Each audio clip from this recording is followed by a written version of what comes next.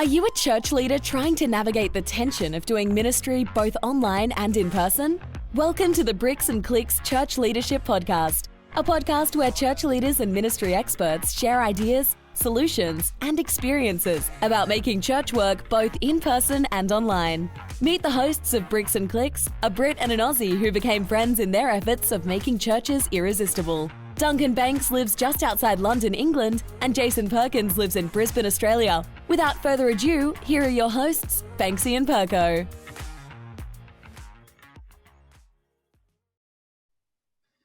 Good morning, everyone. If you are in Australia, it is very early in the morning where I am, 6 a.m. But if you are in the UK, hey, thanks for staying up late at night with us and joining us for our webinar today with our good friend, Tim Cooper in Atlanta, Georgia. Tim, what time is it in Atlanta? And mate, how is the weather there right now? And how is COVID doing? And oh man, we got so many things we could ask you about because the world has been watching Georgia, especially for the last couple of weeks with the craziness going on. How are things in your neck of the woods? Hey, listen, hang on a minute, Tim, wait a minute. The only reason he ever asks me or asks any of our guests what the weather's like is so that he can say, hey, it's 31 degrees here. It's boiling here. I spent the afternoon on the veranda with a cold beer. I'm going surfing later on. That's the only reason he asks what the weather's like. So don't fall into his trap. It's a true story, Tim. I live in Brisbane. It's beautiful here one day, perfect the next. So...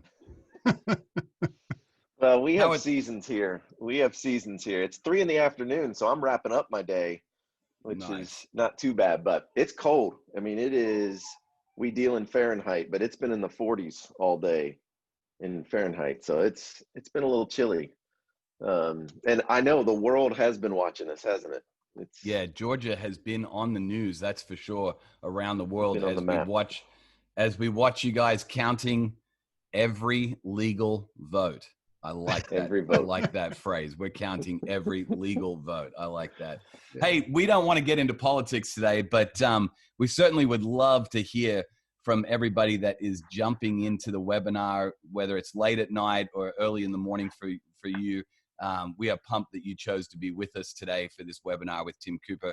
We're going to introduce Tim here in just a second, but for those that are watching the webinar, and there's a bunch of people that have already jumped on, we'd love to hear where you're tuning in from. So if you could just help us out. I see a good friend of mine, Kevin Thomas, that's on. Kev, good to see you, mate.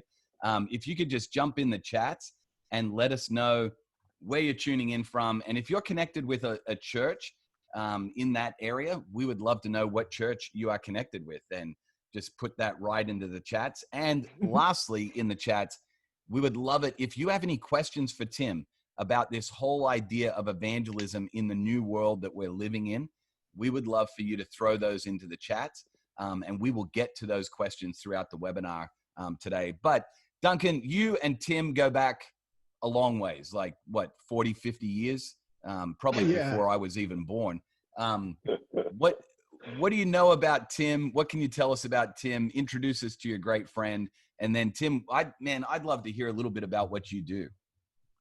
Well, honestly, Tim Cooper needs no introduction. Well, okay, to my family maybe, but yeah. So I met Tim. It must have been 2010, somewhere around there, maybe 2013. Yeah. And I was walking around Northpoint Community Church, and I wandered into the starting point rooms, which is kind of like the place where they do their version of Alpha in the church. And I was just chatting to somebody I bumped into there, and Tim's head popped out from behind the door, and he went, "Are you guys Brits?" And I said, "Yeah." And then he said, "Do you support Manchester United?" And I thought, here we go. He's just another American that knows one or two Man United, And so as he started to talk to me, I realized he knew more about Man United than Alex Ferguson did. He knew everything. He knew the attendance at the Champions League final. He knew all their names and addresses. He knew absolutely everything about Manchester United. And so we became firm friends around football. So I've stayed with Tim and Suzanne and his kids, his 4 kids, and enjoyed their family and learned so much about what it is to be a leader from Tim. But more than that, honestly, what I've learned most from being around Tim is how to follow Jesus well.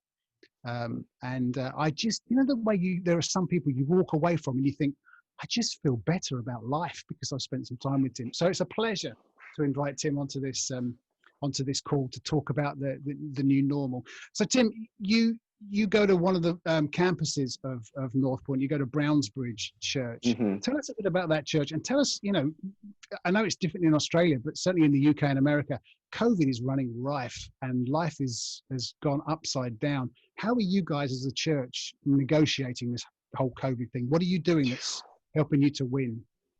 Oh, well, thank you guys for having me. Brownsbridge Church is about 20 miles north of Atlanta, and we're situated all over the city. So we've got campuses all over, and some of our campuses are incredibly hard hit. Their kids aren't in schools. They're only remote. Our Buckhead location can't even get permits to do outside events because it's in the city. So wow. They're on a very different place. Whereas Brownsbridge, we're the furthest north, and it's our kids are in school. Our kids are able to go. Hospitalizations aren't as high here, and it seems to be, I hate to use the word control, but more under control, or maybe less widespread here. But again, we're one church with about 7 different locations, and trying to do church even in these different parts of our city is completely different at this point. So how we're winning is really varying by team, by church, by location. It's really challenged everything that we do in ways that we obviously were never thought possible. So what are you learning? Because obviously you're not at Brownsbridge. I know you're not meeting as you were on a Sunday morning with the kids and the students. And so what are you learning about doing church when you can't open the doors? Yeah, several months ago, we met as a leadership team and decided, what does it look like to prioritize the next generation? So if people, for the last 20 plus years, if they've been listening to us, they've known we want them in circles more than we want them attending our churches, right? Life change happens in the context of community. So we want them in those circles. So people that listened, people that have taken us up on that, they were set up for a pandemic, believe it or not. We didn't realize it, but if they had gotten into community, they were set up for a pandemic. The people that we didn't have a pandemic plan for initially were the students and the next generation. So we have prioritized the next generation starting months ago. We rented a circus style tent. I mean, imagine the biggest tent you've seen and then double it. That's what we rented for Brownsbridge, and we put it on the lawn, and we had our student groups, our middle school specifically and high school, meet under that tent in their small groups with masks on, socially distanced. The groups were actually 6 feet apart to make sure it was under all the guidelines that we could, but we wanted to prioritize the next generation. So, we get some very angry people saying we're closed, but to be honest, we're open. We're just prioritizing the next generation. If we can prioritize one group of people right now, we're saying, well, you're in a small group. Hopefully, if you're a part of our church, you're in community. I mean, that we got rid of membership a long time ago, because if you want to be a part of our church, you invest in our church, you are in community in our church, and you invite people to our church, right? That's what it means to be affiliated with our church. So if you're in community, you're taken care of.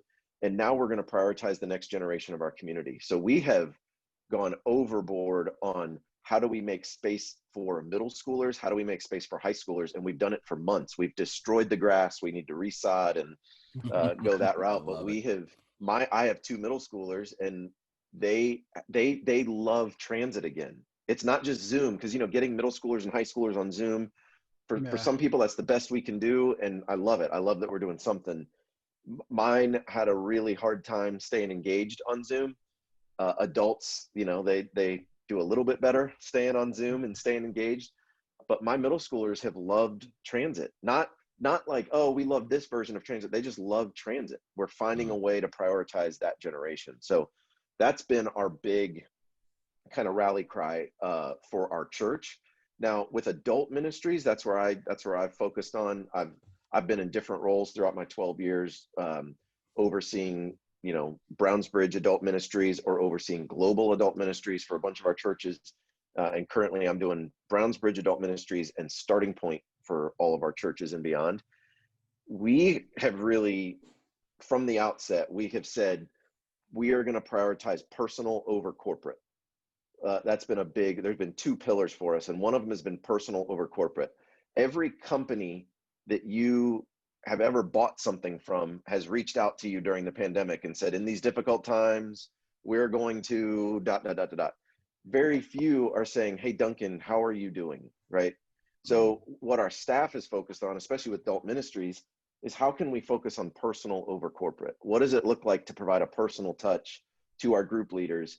And, meetings are down, all these things are down. So if one of my staff members has 150 group leaders, I'm like, is there a way in the next 3 days you can send them all a text and engage with them personally? Hey, Duncan, how are your kids? How are things going for you? Is there anything I can do? Right? Instead of one mass email in these difficult times, here's how you can help us, right? Like that's not serving anybody. So personal over corporate. And then when you communicate to people, you communicate availability over information. That's great.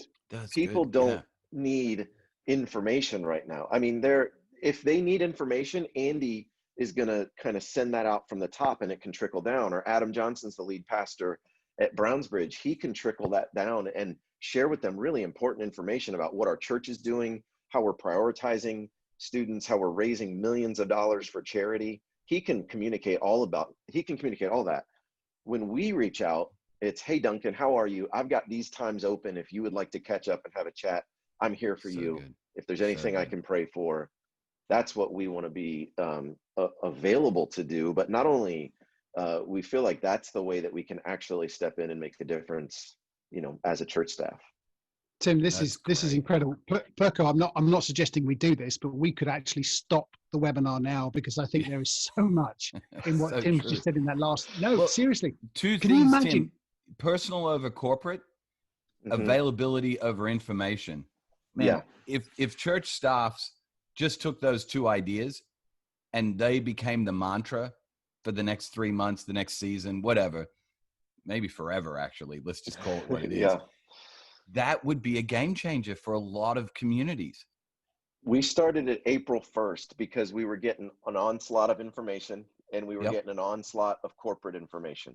And I wanted to move us in a different direction. And we already had group leaders set up in place. I mean, Duncan, we did a Zoom call pre-COVID, I remember. And I said something on there that I did not mean to be as predictive of the future as I said, but I said the storms of life are a terrible time to prepare for the storms of life. I remember. I said that, and I think it was February. I had no idea what was coming, but it proved to be true. The people that prepared well for life, right, to live life in community, they were set up to go through a pandemic much better, and we already had a relationship with them. So unfortunately, the people in our community that weren't connected with us, that weren't in a small group, that weren't a part of a community, it was really hard to care for them because it was really hard to get a hold of them during this time. So we were able to care for people better that had done the work of preparing their lives well. Yeah. So what are you doing, Tim, to help? And this is going right off script now, but what are you doing to help if small group is the most important thing to keep people standing up, walking well during this pandemic? What are the most important people therefore are the pastors of these little groups, the leaders of these little groups. What are you doing to help them, to reach out to them, to keep them sane and strong and focused? Because they are the make or break of whether this plan that you have to get people into community works or doesn't work. It's a good question, and I'll probably have a better answer when we're looking back than when I do in the middle of it. But honestly, it's kind of funny. I gave those two pillars to my team, the personal over corporate and the availability over information, and instantly my team took it and sent it to the group leaders, right? They were like, oh, I think this would work for the group leaders. Instead of making sure you get through this next study, just say, hey, how can I be praying for you? How can I be available for you? The only thing worse than a pandemic is going through a pandemic alone. And the people in groups are already set up to endure that well. So there's been a little bit of housekeeping stuff, like normally we reimburse childcare. We say, hey, if childcare is one of the big barriers for you getting in a group, we want to help provide money towards that childcare. Well, childcare is not an option, but Zoom licenses became an option. So we started paying for Zoom licenses instead. If we said, hey, if you can't meet out in person, let us train you on how to do Zoom.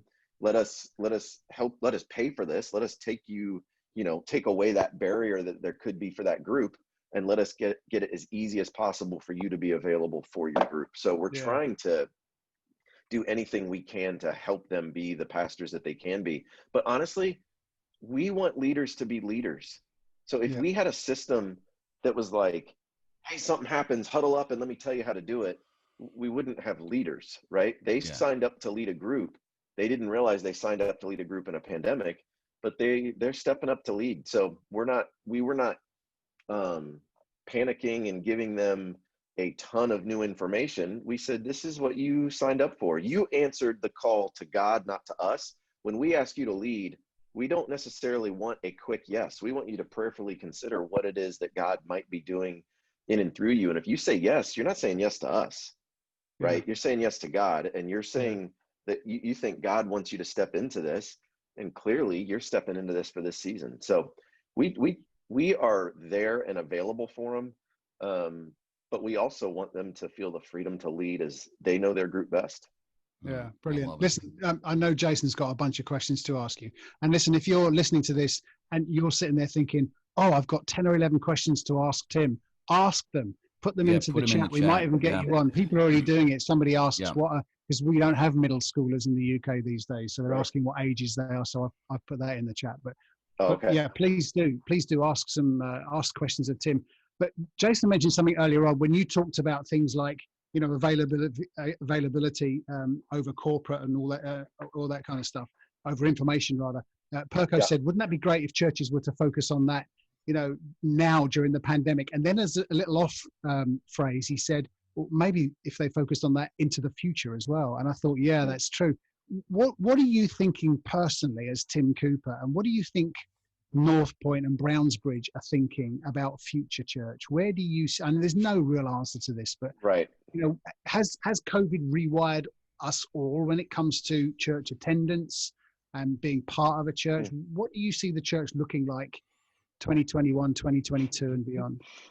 If this pandemic has taught me one thing, and it's taught me 100 things, but if it's taught me one thing, my ability to predict the future is not great. So I don't know how many times I was like, hey, we're going to be back in church in 2 months. We're going to be fine. We're going to be, and I'm like, month 40, here we go. So, Tim, when you heard Andy make that announcement, we're not going back until 2021. Tim's like, okay, sorry guys. Don't believe anything I say.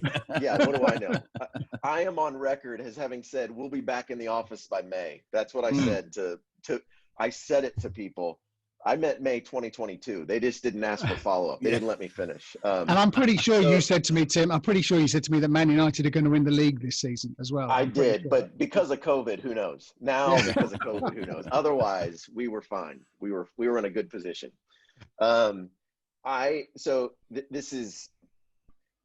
I think we can overthink things, which I know this is like, oh my gosh, we're supposed to be thinking things. People need healed, not fixed, and that takes time.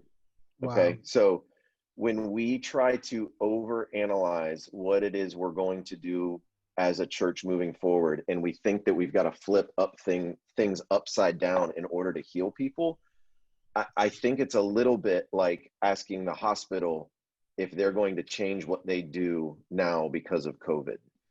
And I think they'd be like, we're going to care for people as they come in and we're going to help heal them. And that will always take time. Fixing does not take time. Fixing is where I take my car, they tell me the extent, and then they hand it back better, right? That's fixing. None of us are in the fixing business, right? We're in the healing business. And I do think, of course, will church look different? Of course, everything looks different.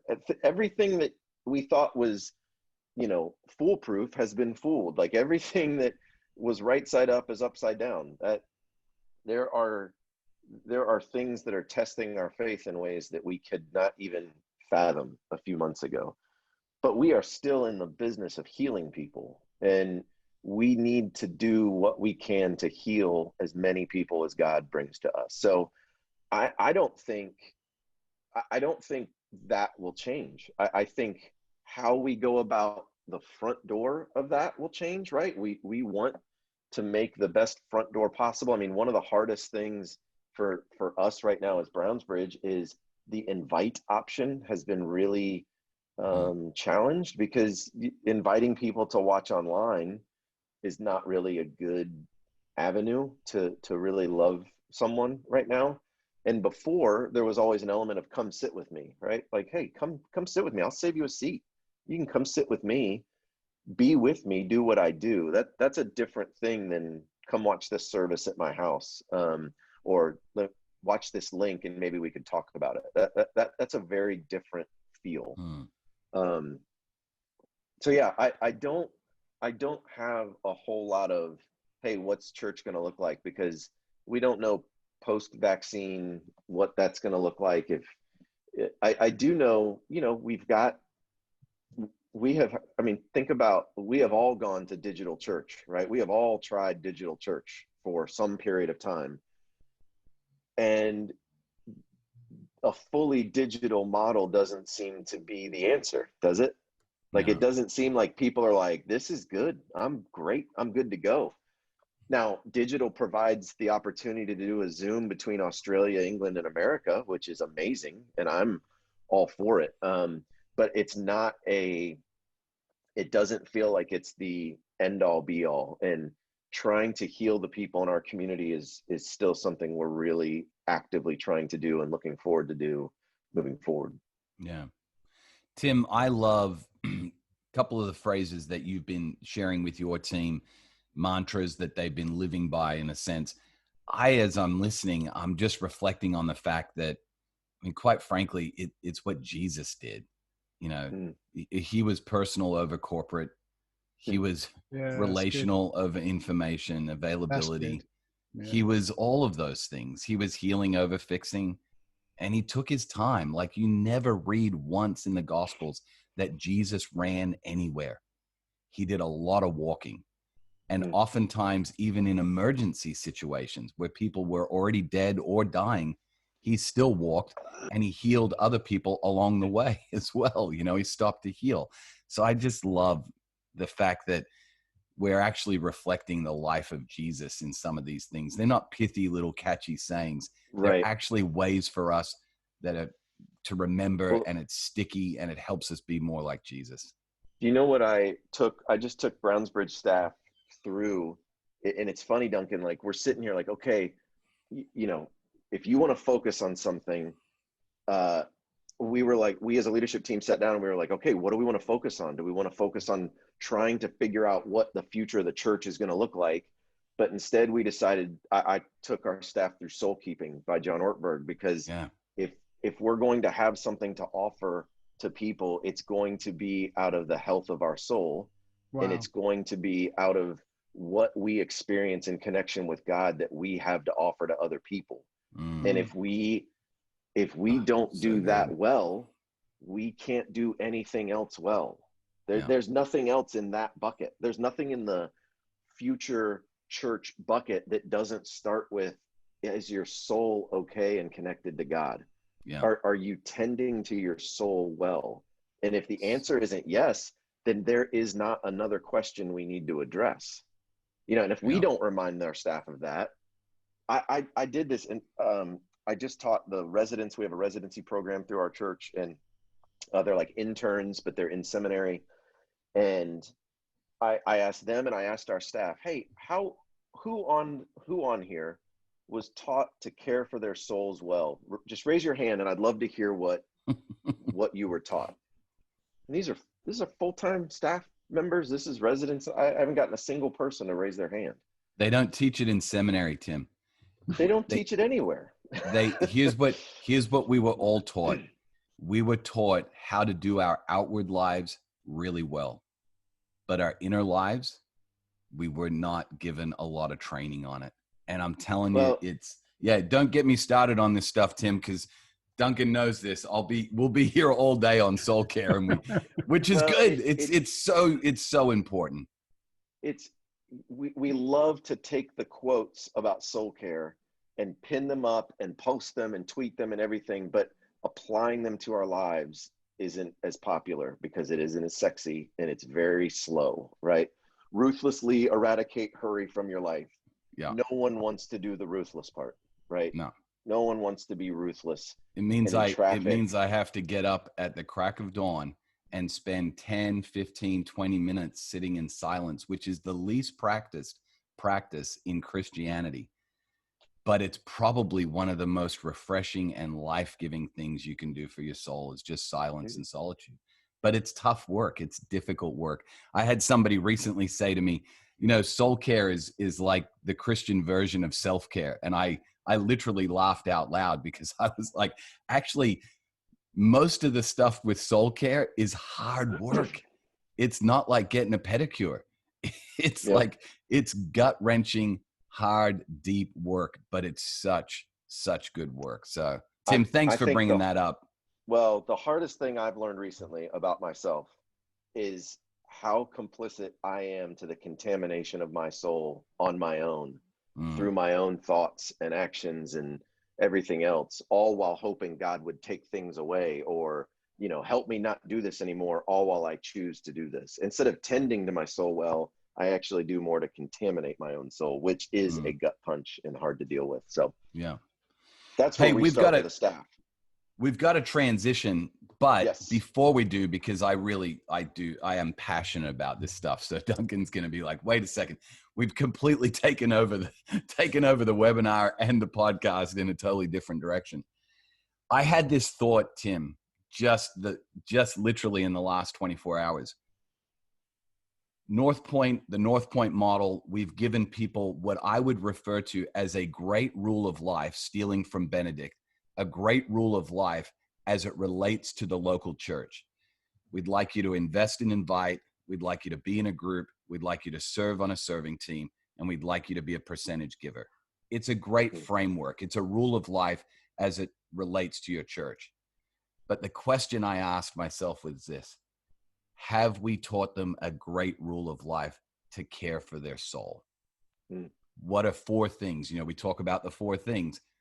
We've given them that for their relationship with the local church, but what are the 4 things we've given to people that would really help them do the work of tending to their inner life? And I think that's a question that we've got to get to. And I know you guys are getting to it. So I do want to talk about that on the webinar today. Before we get to that, though, I mentioned invest and invite, Tim. And for some people listening to the webinar, they'll be familiar with the concept of this idea of evangelism, this idea of investing in people in your circle of influence and then inviting them to be a part of something that the church, like you said, come and sit with me or something like that. Right. So here's the thing, and I'm going to give a shameless plug for Tim has a great series called Everyday Evangelism. If you're a partner of one of our networks of churches, you can get all of the information about this series on our partner site. But if you're not, it's also on the Anthology app. So if you're not on the Anthology app on your phone or on the web, you can go and get it. It's Everyday Evangelism with Tim Cooper. It's phenomenal. It's a 3-part series. We actually used it as a message series at the church that I'm a part of recently to talk about evangelism, specifically during this time that we're in. One of the things, Tim, that I find helpful is to give people questions to ask rather than things to do, because the way it plays out in Australia is going to look different in the UK. It's going to look different in Atlanta. But oftentimes the questions that you ask can be universal, and then the practice will come out of that. So when it comes to investing in our neighbors during this season, when it comes to investing in that circle of influence that God has given us at work or wherever, what are some key questions you think that we should be asking personally, but then also that we could give to people that are a part of our church that they could be asking of how to invest best in their circle of influence? Great question. And for the last 20 years, we have had the invite option, right? We've had the come sit with me as an option, which we don't have anymore. So we always say invest and invite. And honestly, we do way more inviting than we do investing. Yes. And now it's completely flipped. We've got way more investment opportunities and way less invite opportunities. So the thing you mentioned, that everyday evangelism, one of the pieces that I love about that is just talking about the 5 thresholds that people go through on their path to faith. Yeah. And because a lot of times we look at a non-Christian like it's a light switch, like they're either not a Christian or a Christian, right? And it's no more complex than that. If we just tell them about Jesus, they become a Christian. And most of our journeys weren't like that. Their journey's not going to be like that. It's much more complex. So these different thresholds that people go through on their path to faith, the first one is just their ability to trust a Christian, right? That's the first thing is do they trust a Christian? So for Christians, I would say a great question to be asking is, are you a trustworthy friend? And that seems really simple, but my guess is a lot of people don't have really trustworthy friends that are interested in them, not what they can get from them, but they're just interested in loving them and being available to them. So I think my favorite, my master's was in evangelism. Like, it is something I have studied and love. And I really think, I think evangelism is, if it could be boiled down to one question, it would be, are we making it harder or easier on the next Christian that's going to come along in this person's story?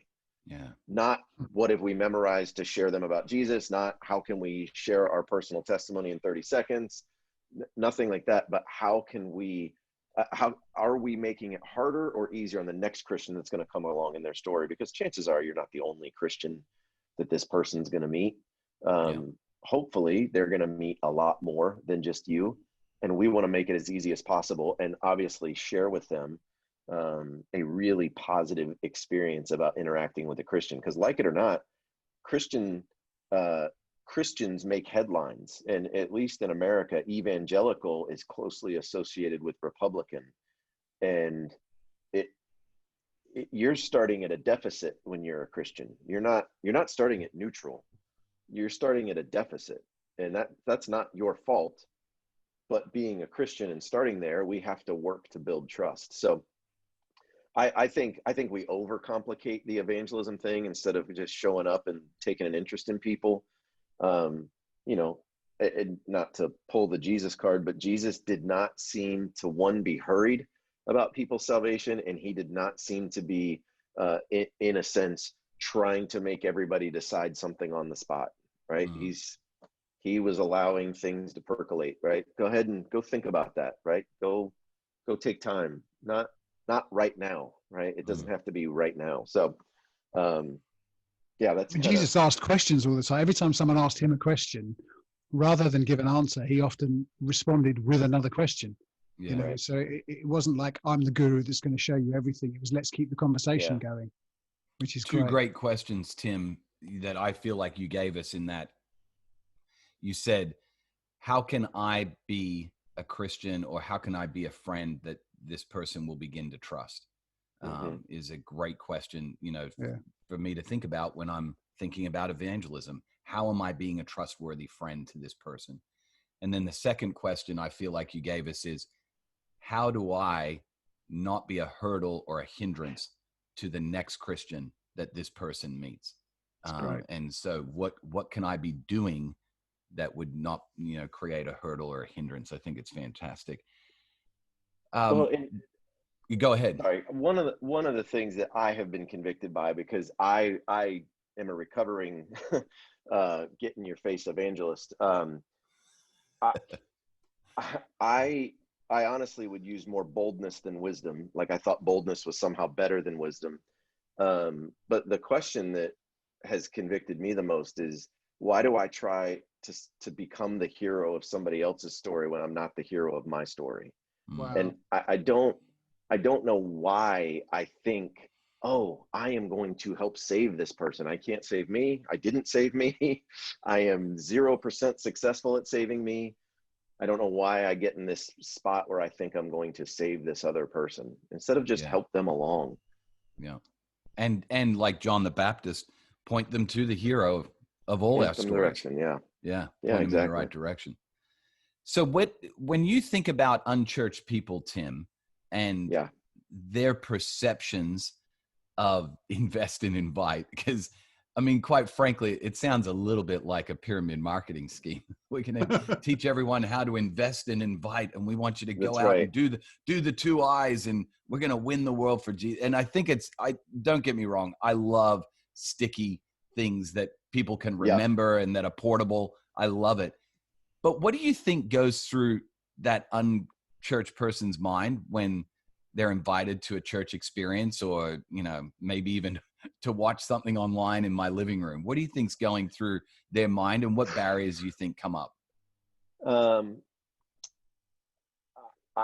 Honestly, I feel like it's the same thing that I feel when I'm invited to something I don't want to go to.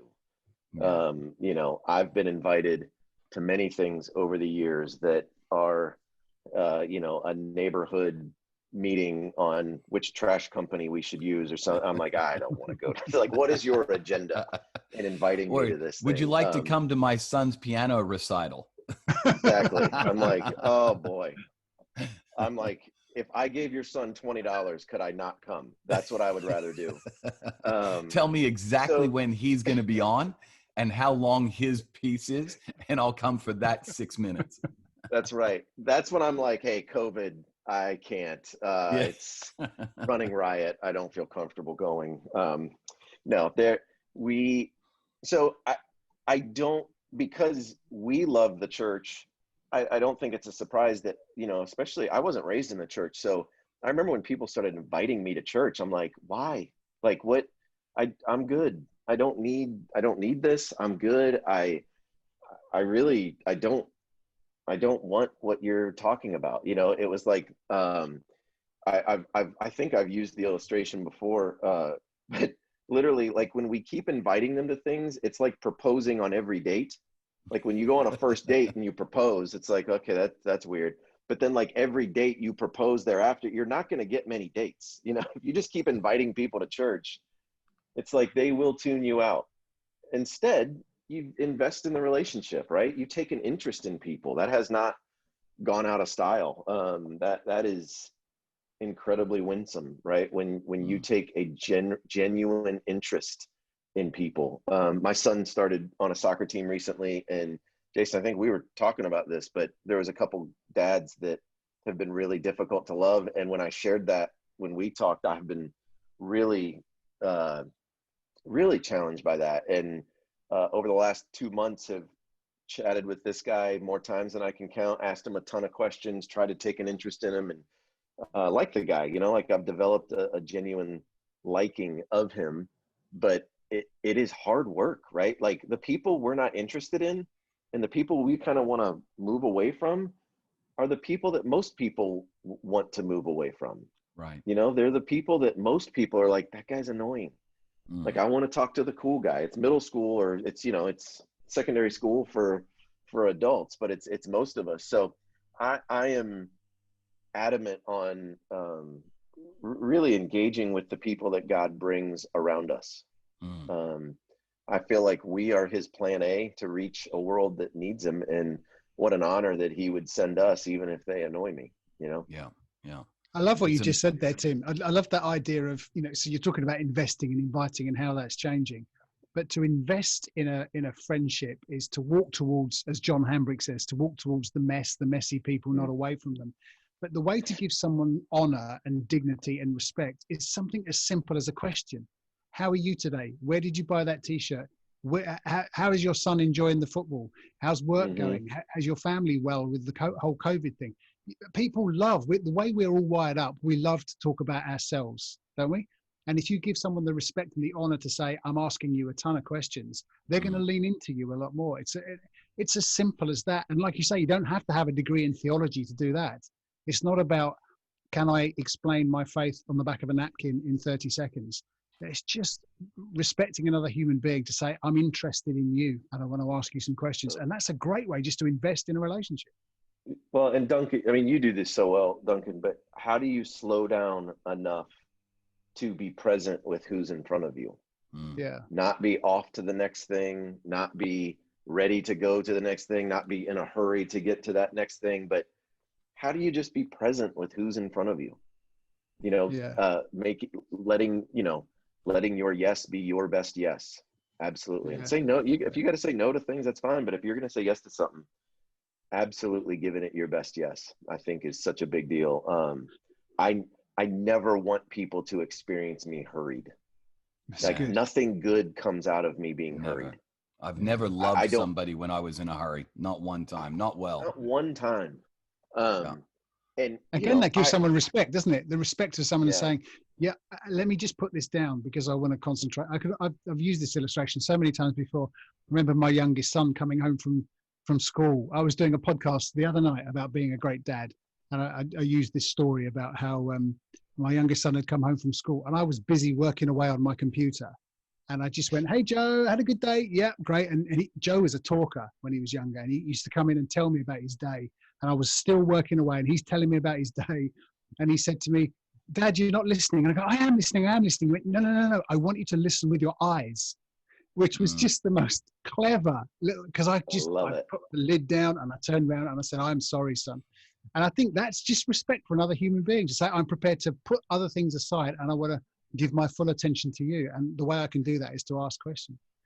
Well, and it's hard to do. It's hard to do with the people you love most, right? Yes. It's hard to do with your own children. So it takes genuine effort to do it for whoever God brings in front of you. Duncan, before you ask the question, can I read to you guys a quote that is just fresh on my mind as I'm listening to this conversation? It's by a guy named David Ogberger. He said this: being heard is so close to being loved that for the average person, they are almost indistinguishable. Wow. So if they don't feel heard, most people don't feel loved. Wow. That's so good. Impossible to distinguish the two. I love that. Yeah. And if we're talking about investing in people, man, I think just them feeling heard is a massive part of that. Yeah. Well, and you asked this, what's the biggest barrier for the unchurched? It's us. Yeah. It's not them, right? It's us. It's our interaction with them. You know, our church has these stickers that we all put on the back of our cars. So we're just, and there's thousands of us, right? So we're driving around the city and everybody sees the stickers on our cars. And, you know, very quickly they know, oh, you're a Brownsbridge guy, right? And how I treat them will either endear them to our church or not.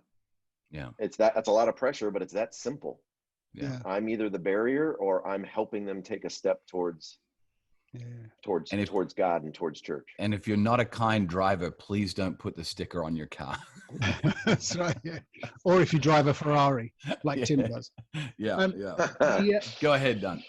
So I think I'm just trying to get in the mind of everybody that's listening, and keep dropping your questions in because we'll get to them and we'll ask Tim those questions. I think if I'm in the mind of everyone that's listening and they're like me, I'm beginning to feel a little challenged, if I'm honest, about the kind of friend I am to my unchurched friends and the kind of time I'm giving to my unchurched friends. So thank you for that, because sometimes we need that, you know, that little slap round the face that says, you can do better, you can pull your socks up here. And I feel like I've had that personally. But I also know that lots of people, because I know the names on here, lots of people who are listening are actually involved influentially in their local church through either the lead pastor or they're leading different departments within the life of the church. So flip the switch slightly, Tim. Take your personal evangelism hat on and now put your staff member at a church hat on. What can the church do to help people in inviting their friends, in investing in relationships, in, you know, if I was part of your church, what can you do to help me to reach my unchurched friends? And I'm thinking specifically, you know, in the next 3 weeks, 2-3 weeks, we're going to be inviting everybody to whatever's going on at Christmas, be it in person, in the parking lot, on the lawn, online, wherever it might be. what can we do as the established church to help our people get better at this? And sort of, how do we give them an easy invite? How do we clear the decks and enable them? Do you know what I'm trying to say? Right. Well, my first reaction is 2020 is not the year of easy. So I don't know if there's an easy invite, around any corner for us right now. Because we want, again, and I don't mean to go back to this, but inviting them was a step towards healing, right? In the past, we could invite them to sit with us at the church, and what God can and would do through a Sunday service would be a step towards healing for them. Now that is very limited, right? There is a very limited opportunity. So we're very limited on what we can do in terms of a church event. So we're going to do a Christmas drive-through experience. We are heavily family.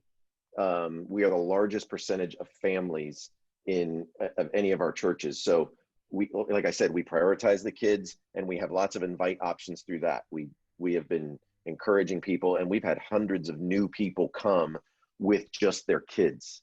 So we're trying to care for them by reaching out to their kids right now in this season. But we're trying to do as much as we can to invite them to Christmas lights. Like, we're going to do Christmas lights at the church, and we've got a drive-through feature, and we're going to have it be fun and do stuff for the kids and whatnot. But I think if you're looking for a silver bullet in this season, I think you're going to frustrate yourself. And I know that's not emotionally satisfying. But you have been given an opportunity to slow down in some sense. I know some people are working more, so I know not everybody is like, oh, slow down, that's nice. But in a sense, without Sunday coming one after another, we've been given a chance to kind of really think through what our approach is and how we care for our volunteers. So I feel more confident about our connection to group leaders now than I ever have. And those group leaders' connections to the people in groups, I feel as good as I've ever felt about it. So in terms of invite option, we always have a closed group mentality. We have, just because we try to create a predictable environment, and you don't want to, get up all the nerve and be like, tonight's night I'm going to pray in group for the first time, and then somebody invited their neighbor and you're like, I'm not praying tonight, So we've just, it's not good or bad, it's just what we've chosen, that closed group model. We've had a lot more, hey, invite somebody to group, or do a group social at the park and invite somebody to it. Our invite options have been to empower our group leaders to innovate and to reach out. I had one that I just approved today. I could not do this for every group, but I had a group leader reach out, and they were like, I really want to get, it's a women's group, we really want to get our women's group together. And some of the people they've lost their jobs through this. Money is not abundant in any of these groups, and we wanted to rent a clubhouse so we could meet in person and socially distance. Nobody has a space for that. So I'm paying for their clubhouse, right? Not me, my budget is paying for their clubhouse for the next 3 weeks so they could meet in person and invite some people in to have group. Now, that is not an invite option for the entire church, right? That doesn't work for the entire church, but it does work for that group. And so we are trying to empower the innovation down more than to centralize it for the first time in my 12 years on staff. I mean, it's never been like this. But searching for that silver bullet, I think, is going to be more frustrating than it is going to be fulfilling in this season. Yeah. Tim, I know you oversee Starting Point, which is kind of Northpoint's version of Alpha for those that are in the UK and Australia. Alpha is pretty prolific in both countries. You guys have been innovating around Starting Point and been piloting some different things to make it more accessible and more effective and all those kinds of things. Can you just share some of the learnings that first of all, share with us some of the innovations that you're doing, but then also some of the things that you're learning from those innovations that might be helpful for a church leader that's, providing similar type of classes, that type of thing. Yeah. I love Alpha. I've gotten a chance to spend some time with them in England, and they're just the best. I love them, and we are. It's kind of them. It's kind of you to associate us with them. Let's put it that way. Just that's awesome. So, starting point is our evangelism curriculum, but it is a method, right, to share the best news ever. So we are never not updating the method. The message is too important for us to not update the method. So we're constantly trying to update it. When I first got here, it was 13 weeks. We moved it to 8 weeks, and now we're moving it to 4 weeks. And our leaders are like, "You're absolutely destroying me." You know, they're very frustrated with me. They are not happy with me. But so the reason is because we don't want to do what's best for the leader. We want to do what's best for the participant. And asking our most spiritually sensitive and vulnerable people to sign up for a 2-month experience when they haven't been to church in 10 years isn't the best strategy for us to win. So we really want to shorten the experience so we can get more people in it. But not only shorten the content, we continually want to update the content, because I mean, you think about the time that's changing. Last time we did the rewrite, we really centered it around the question, who is Jesus? We thought that was, for the target audience of Starting Point, who is Jesus is the question. Now, I know we're recording this, so don't send this to somebody and get me fired, but that's not the question now. It's a very important question, but don't fire me. It is the core question, right? Who is Jesus is a core question to what we believe, obviously. But again, we are trying to update the content to do what's best for the people that are coming into our groups. And the most important question we feel like they're asking on the whole is, what does this have to do with me? Right? Yeah. This is not a who is Jesus. We had that 10, 15 years ago. Hey, who is this Jesus guy, right? What is this Jesus all about? It's a much more selfish, and I don't mean that negatively, it's just a much more self-focused generation, right? It's a much more self-interested approach. And it's, well, what does this whole God thing have to do with me? Not even can I trust him, but what does this have to do with me? So we want to create an experience. What does it say? And what does it say about me? Because every experience we have in life, we're asking, what does this say about me? It's forming our own opinion of ourselves and so on. Well, I mean, the amount of personality tests that people are taking, like the amount of self-focus that people have, we can either complain about it or we can step into that where they are and try to create the best experience for them there. So we're working on doing that. Also, our old model is kind of based on people doing the reading or doing the reading or watching the sermon beforehand, which for 20 years has worked. Nobody does the sermon and nobody does the reading now. So every week they come in and the leader starts off with, "Oh, did anybody watch the sermon? All right, let me give you a recap," which is a terrible thing. Like that does not set us up to succeed. So we're going to change it to where they watch, they start with some sort of icebreaker pertaining to what's going on in the group. And then they watch about 10 minutes of content from Andy. And then they have a discussion about that content for the rest of the group. Yeah.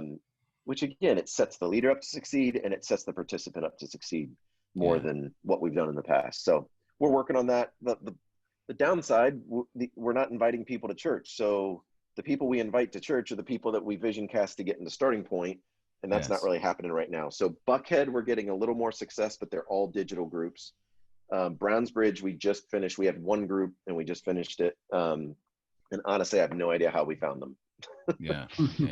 But we did. So it is interesting how it's getting shorter, 13 weeks down to 8 weeks, down to 4 weeks. I can imagine in a few years' time it will just be 10 minutes at the back of the church. You got 5 minutes. Jesus loves you. I know. Bye. Back to a track. I know. See ya. No, right. And the goal, I have to tell the leaders this, the goal after the 4 weeks is for them to continue. I can't say that on the front end.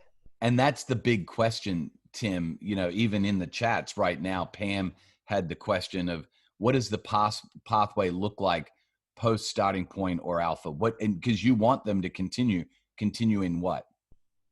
Well, I want people to be healed. So the best way that we offer people to be healed is through community. Yeah. Right. Life change happens best in the context of community. So they are not willing to sign up for a long-term community until they've had a taste of that community. And that 4-week offers a taste. And then if we're going to offer Who Needs God. There's a couple different series that Andy has done that are great. Yes. Next steps coming out of Starting Point. So we're going to have those ready for those Starting Point leaders. It'll be like, after these 4 weeks, like, hey guys, if you like this, do you want to stay together and do this other 3-week study? Great, let's keep meeting. And all of a sudden our 4-week experience can be a 12-week experience, a 15-week experience, and can get them to the next group launch cycle. That's our hope. No, it's great. I love it. So you're just creating a pathway for continuing in community is really what you're doing. Yeah, exactly. We think that's the best way forward. And if that, if the experience they have in Starting Point for 4 weeks is a great community, because most people don't get that. So to give people the opportunity just to enjoy being in each other's company, at the end of 4 weeks, you're going to say, really? Do we just have to walk away from this? Yeah. Right. I just trusted you guys for the first time. Yeah, exactly. Yeah. And now we're just, that's it. So to say, well, no, there are other, and because you're trying to heal people, not fix people, which is another, massive learning from this. Everybody's different. There's not one size fits all. It's not right now you've done Starting Point or Alpha. Now you just need to get into our group system. We know there's a whole, maybe it's a women's group, maybe it's a counseling situation, maybe it's another community opportunity. Yeah. Right. Because I know Starting Point and Alpha are built around, we used to even market it trying to get answers to your toughest questions, but behind the question is a questioner, right? That's the Ravi Zacharias quote that I always cling on to, is when you're answering a question, it's sacred space because you're actually answering a questioner, and that's way more important than the question. So even our Starting Point material, Alpha material, getting their questions answered does not always help them trust in God, right? That's a big leap from you answered my question to I trust God. So we want to help that path. We want to help them along that path as best we can.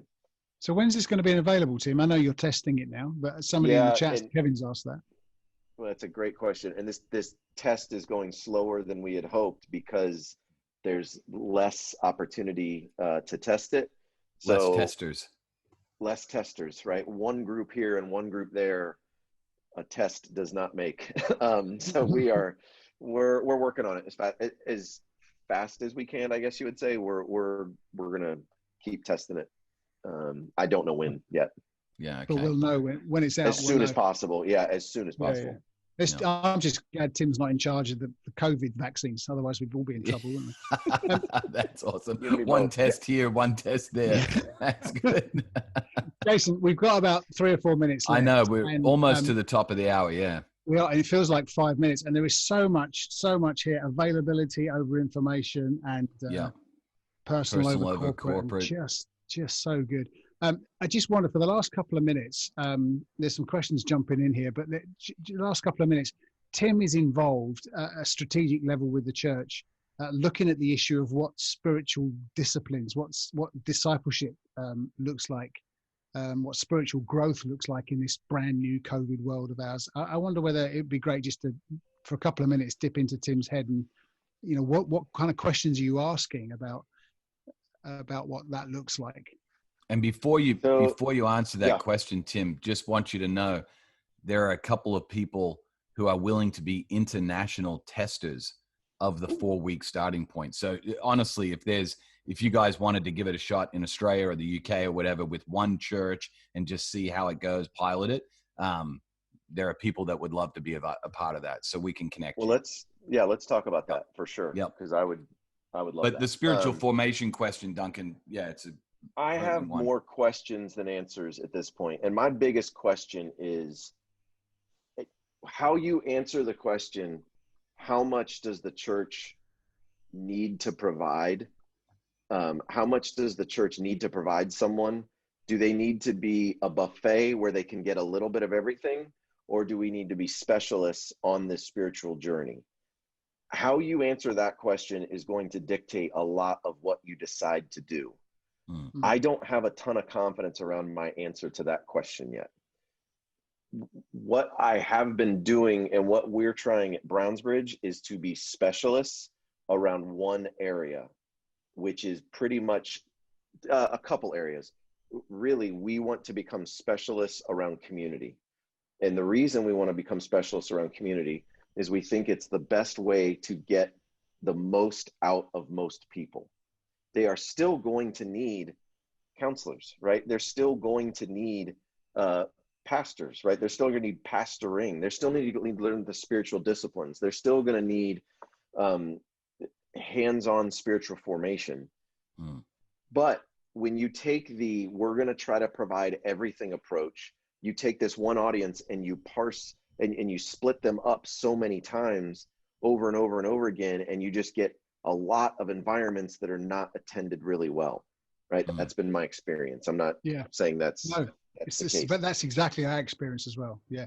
So right now we have some churches that are trying more steps along the way with more specific advice that allows people to have more education around spiritual formation. I hope they are wildly successful. And I mean that. Like, I hope they dominate so much that we need to force ourselves, like, hey, tell us what you do and we have to do it. Brownsbridge has been given the freedom, and I'm so grateful that they're giving us the freedom to try these different things. We have decided to simplify instead of, we have innovated around simplifying more than we have innovated around new ideas. So we have said, what is the one thing that we can do incredibly well? And we've been a church, Brownsbridge has been a church, for the last 12 plus years. And, we had a huge spike and then we've just kind of plateaued. Well, as we've gotten rid of every other option except group, our group numbers have jumped up over 10% per year for the last 2 years. And that's a lot higher than everywhere else in terms of growth. And I think a lot of that is because we have simplified the process. We haven't tried a million new different things. We just haven't confused people along the way. So we care. We really, I've been talking about 2 C's, community and crisis. We have crisis options for people and we have community for people. Now, crisis is, we have marriage. If your marriage is in crisis, we have financial crisis. And I always call starting point spiritual crisis, although I would never call that to anybody that we're thinking about trying to get in a starting point. Like, you're in a spiritual crisis is not a good tagline for people. So I would never say that, but we are going to add special steps of offerings around certain crises that pop up over and over again that we think we can help people with. Finances, money, spirituality, grief is another one. We've the holidays, we have grief, something called Grief Share, where people are in grief and we want to create a next step.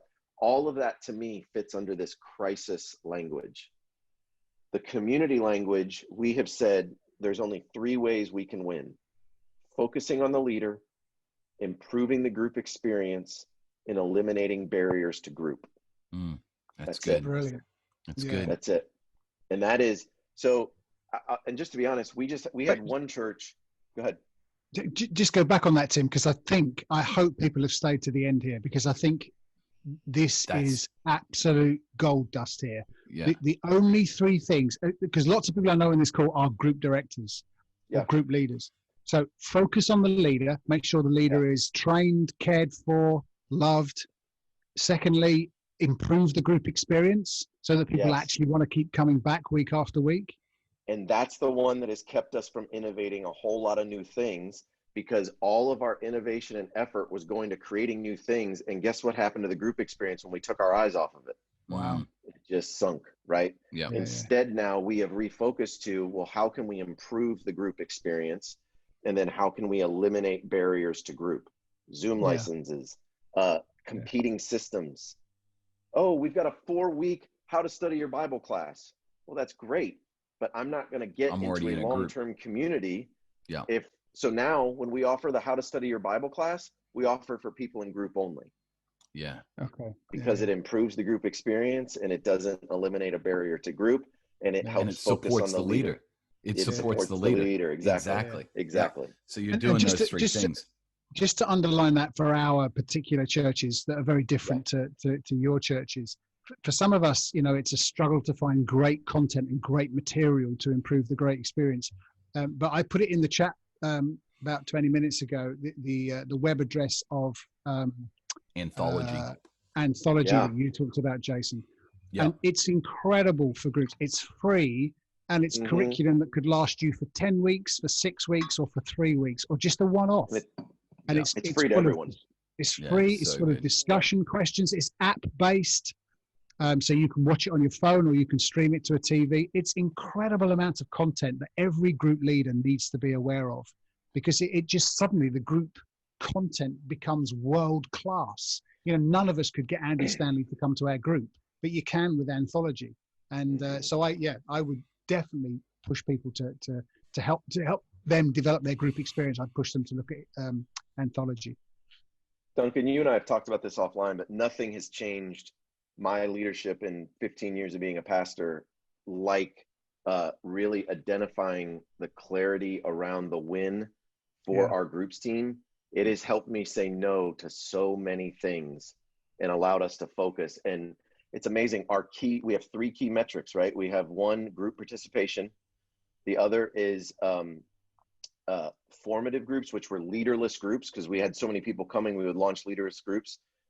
And the other is the back door on groups. It's kind of what we call it, like how many people are leaving group, right? All 3 of those are key metrics. All 3 of those have gone in the most positive direction over the last 2 years since we started focusing on this. Our group involvement is up. People are leaving groups less, meaning they're getting in another group after their group ends. And we have almost no leaderless groups. That's so good. So good. Wow.